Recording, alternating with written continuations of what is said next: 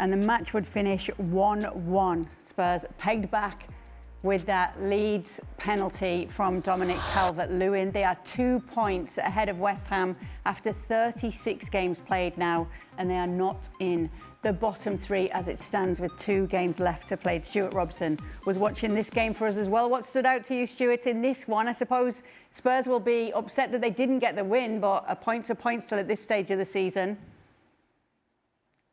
It is, but this is a game they wanted to win. This is the game that I think could have kept them safe. I know there's 6 points still to play for, but this was the game that would have put West Ham under lots of pressure.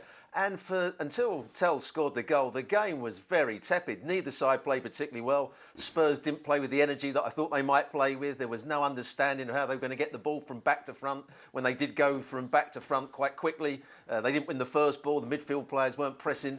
When they tried to play out from the back, there was a lot of rotation and they didn't seem to know how they were going to get it from there into the midfield and then into the front players. It was a very poor first 50 minutes, but it all changed with the penalty and the equaliser. That last 20 minutes or so, it was some good football. It was played with passion, it was played with a bit of tempo, and in the end, probably just about the right result, 1-1. But it's not, I don't think, good enough for Spurs because they've got, I think, 2 tough games coming up now. Just before I bring it back into studio, Robbo, because we heard that both of the guys agreed with the Leeds penalty there. Are you on the same page as these two? Absolutely. TEL, it's a terrible mistake by TEL because, first of all, the ball's up in the air for a long time and Stevie said, you know, he didn't see anybody around, wasn't aware. He needs to be aware. He needs to have a little look over his shoulder, see what's coming. He didn't do that. And once he saw that the centre midfield player was going to jump and go for the ball, he's got to try and head it. He's got to head it away. That's the only thing he could do. By doing a bicycle kick, there was only going to be one outcome, and that was a penalty. It was the right decision in the end. It was Ethan Ampadu. You said it straight away as well, Shaq. Yeah, it was a penalty, and no question. And then to the point, why does TEL try to go for a bicycle there? This is the Premier League. The game is far too quick to expect a ball to drop in the box from that height. Lesson learned for Matthias TEL. It may prove to be a very costly lesson in terms of what happens between now and the end of the season. But it was an awful decision to start with. Then, though, I have to say, why does it take us as long as it does for VAR to come to that conclusion? You could see that with one replay. Stevie and I were sitting there, you saw one replay, and it was as clear a penalty as ever. But for some reason, and I do not understand why this has to be, VAR looks at it from about 3 different angles, 4, maybe 5 replays from each angle, to then tell the referee, go to the monitor. And as a result, everybody's standing around for God knows how long. We have 13 minutes added on at the end of the game. These are the things that I think that are most frustrating about VAR. I know we'll have a whole lot of conversations about VAR and its impacts, but these are the things I think that force people to question VAR and what they're doing and why. Let's get to the other penalty that wasn't. James Maddison brought down very late on by, Mecha, but you said it straight away, Stevie, with this one, there had been that slight touch on the ball. Yeah, and as I said, when you watch the replay, and to be fair to the referee, he's called it straight away, because at the time I thought it was a penalty, and then I'm thinking, well, it's Maddison, so you know he's going to go down.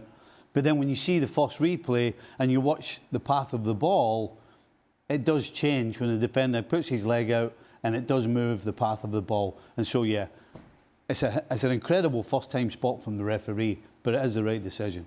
Here's the run-in then for the relegation battle. Obviously, it is Tottenham Hotspur and West Ham in 17th and 18th as it stands right now. Next up for Spurs at Chelsea on May 19th.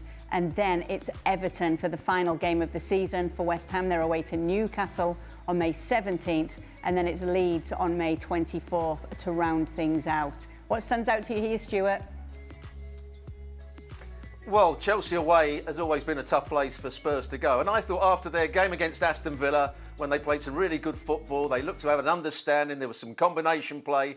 I was expecting the same again today. But having watched that first 50 minutes today, I'm not sure where Spurs are going here. De Zerbi's been a good manager, but he's not going to be able to turn things around in such a short space of time and get his style of football. So I think he's caught between the two, between trying to play out from the back by trying to go long. And at the moment, the players look low in confidence. The two wide players, TEL, he scored a good goal, but Moani just didn't look as though he had enough play. And the centre forward, Richarlison, I'm not quite sure what he gave the team today. And the same with Gallagher. Gallagher couldn't get in the game. So I'm looking at Spurs and saying it's going to be a tough couple of games for them. And with West Ham having a bit of momentum, even though they lost the game against Arsenal, I think they will get some confidence from that game, and they might just get something at Newcastle. What are you thinking, Shaka? I'm with George on Spurs running. Difficult games. Chelsea, despite Chelsea being who they are. Final home game of the season, London derby. I'm struggling to see Spurs get anything there, and then they finish off half at home to Everton. And given how nervy they were, particularly in the closing minutes of this one, and who Everton have shown themselves to be recently, I can see Spurs losing that one quite easily as well. Maybe it's because I've got my West Ham glasses on here. But for West Ham, I don't see them getting anything at St James's Park. Last home game again for Newcastle. I've been there for those. It's going to be like nothing else. But I made the point going into the Arsenal game. West Ham have lost once at home since early January, since they lost to Nottingham Forest at the London Stadium.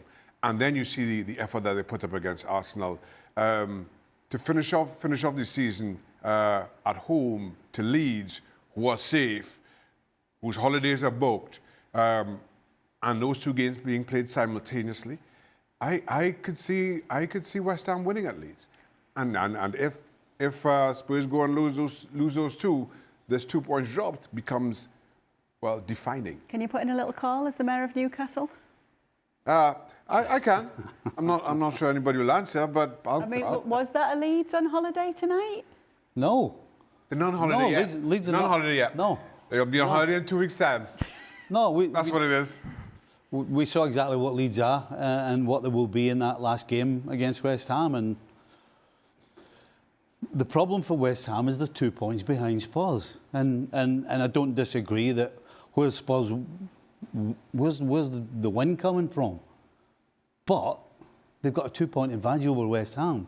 So I think it's more important we go, where's the points coming from West Ham? And I don't see where the points come from them either.